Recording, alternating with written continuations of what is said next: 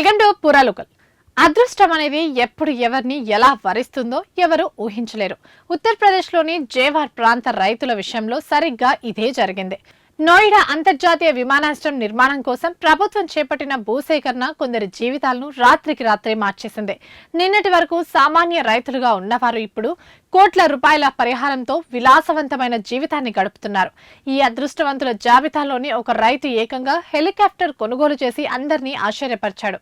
ఏకంగా 15 కోట్ల భారీ పరిహారం అందుకున్న సదరు రైతు తన చిరకాల వాంఛను నెరవేర్చుకుంటూ హెలికాప్టర్ కొనుక్కున్నాడు. కేవలం హెలికాప్టర్ కొనుక్కోవడమే కాదు, తన కుటుంబంతో కలిసి థాయిలాండ్ విహారయాత్రకు వెళ్లేందుకు కూడా ప్లాన్ చేస్తున్నాడు.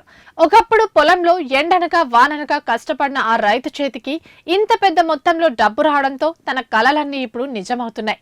ఇది కేవలం ఒక రైతు కథ మాత్రమే కాదు. జేవార్ విమానాశ్రయ పరిసర గ్రామాల్లోని అనేక మంది యువకులు ఇప్పుడు ఫారెన్ ట్రిప్ గురించి ప్లాన్ చేసుకుంటూ తమ అదృష్టం తెచ్చిన సంపదతో హ్యాపీగా గడుపుతున్నారు. అయితే ఈ హఠాత్తుగా వచ్చిన సంపదపై సోషల్ మీడియాలో భిన్నమైన స్పందనలు వ్యక్తమవుతున్నాయి. హెలికాప్టర్ అనేది ఒక అధికారానికి చిహ్నం. రైతు ఆ హోదాను అనుభవించాలనుకోవడంలో తప్పు లేదని కొందరు సమర్థిస్తుంటే మరికొందరు మాత్రం హెచ్చరిస్తున్నారు.